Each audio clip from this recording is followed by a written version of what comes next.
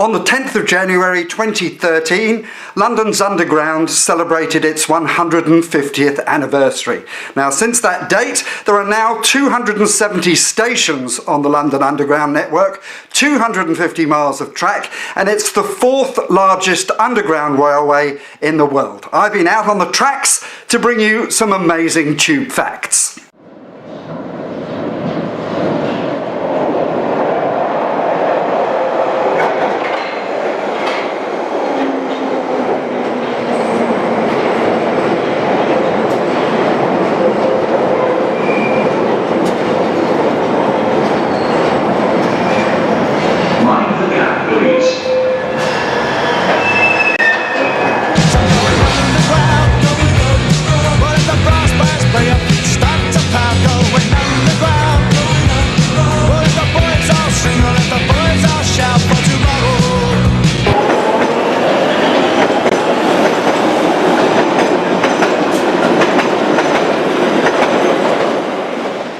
Only about 45% of the underground is in tunnels.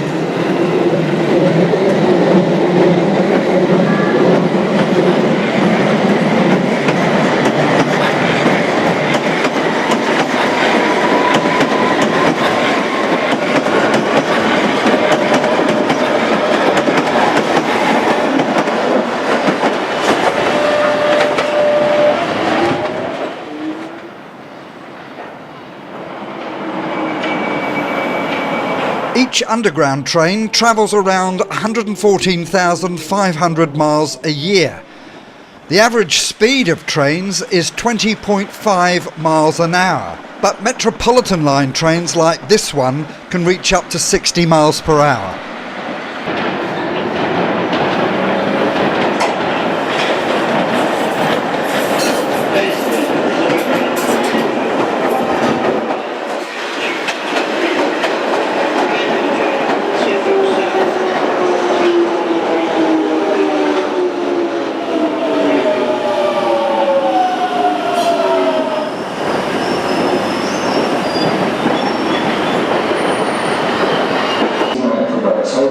Until early March 2013, the two escalators 2 and 4.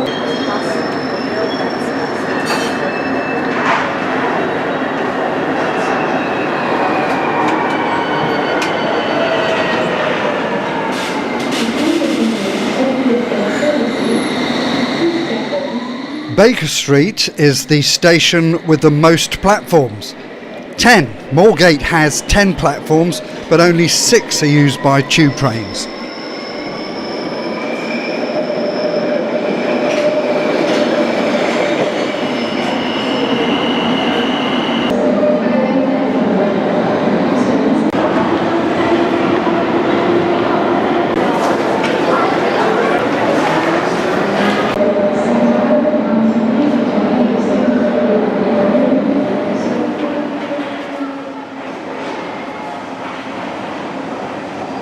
And now a couple more amazing station facts. The deepest station is Hampstead on the Northern Line, which runs down to 192 feet. And Aldgate Station on the Circle and Metropolitan lines is built on a massive plague pit where more than 1,000 bodies are buried.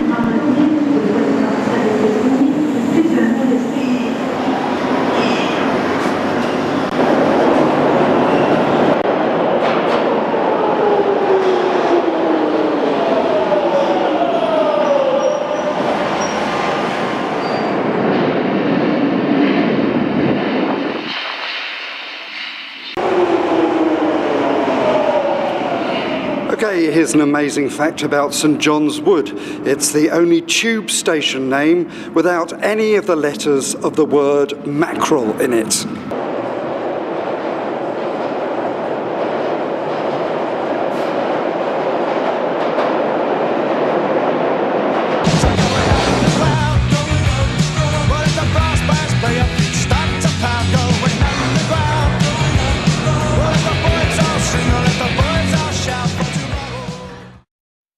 The Waterloo and City line, known affectionately as the Drain, is the shortest of all the tube lines, running 1.47 miles between Waterloo Station and Bank. It opened in July 1898 and until 1994 was operated by British Rail. The line has no direct connection with any other tube line.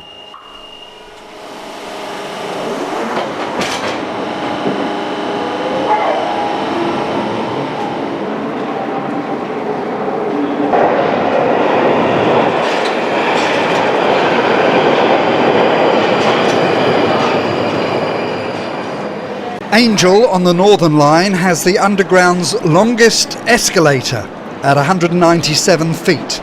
The shortest is at Stratford.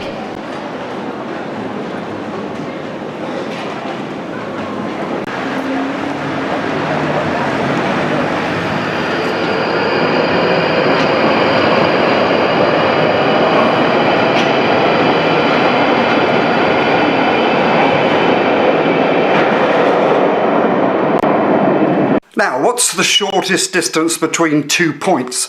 Well, as far as the tube's concerned, it's between Covent Garden and Leicester Square, or vice versa. It's the shortest tube journey in London, less than 300 yards long. It's the briefest tube journey in town, just 45 seconds from platform to platform. And it's also the most expensive tube journey, up to £4 for the trip. I decided to get my stopwatch out, well, my stop phone, to see how long it takes to walk from Covent Garden Station to Leicester Square Station and compare the time it takes on the tube.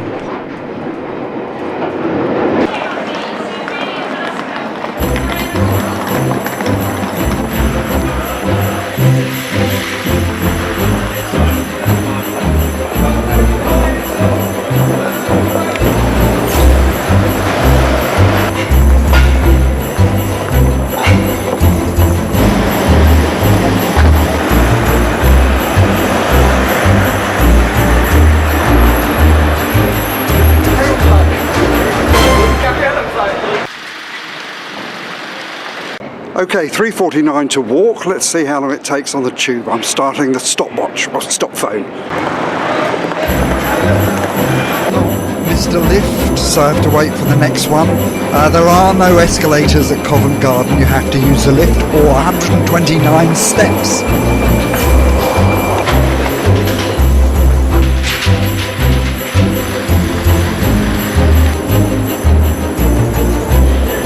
It's already taking longer than walking.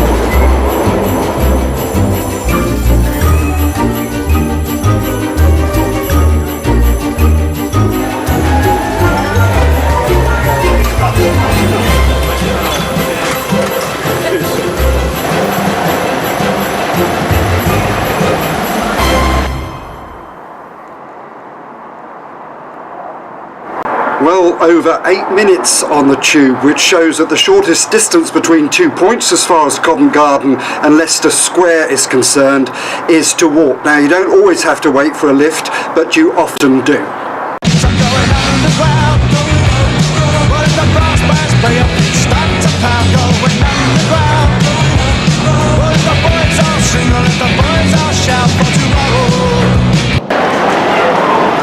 Waterloo is the busiest station on the network. In the 3-hour morning peak, 57,000 people enter, 56,999 exit in the evening.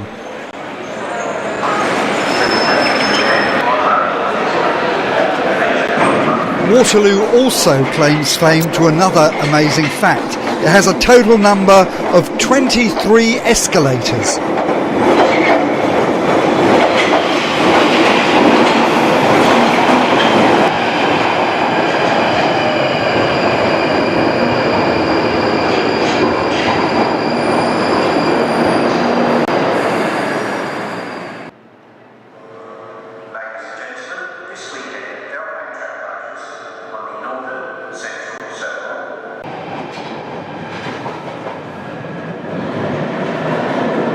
Well, I'm just making a small detour.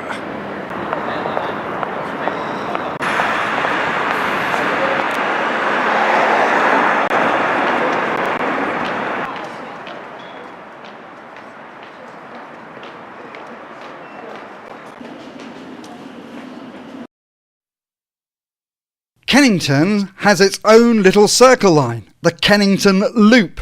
It's a non-passenger carrying tunnel where Northern Line trains are turned around so that the train can head back north. It also means the train goes round in virtually a complete circle so the driver doesn't have to change ends. That's a technical term for walking from one end of the train to the other.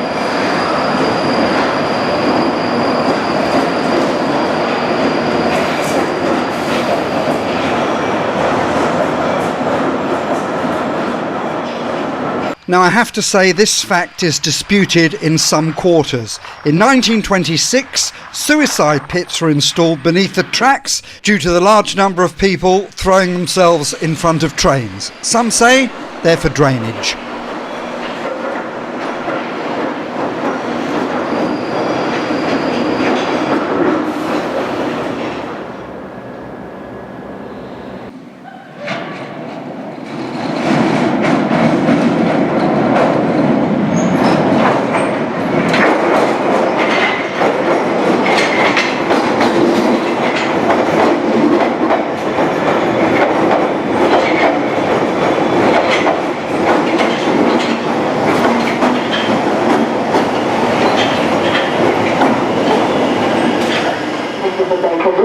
Train to Queen's Park. Well, one amazing fact is that you very rarely get a train to yourself, like this one.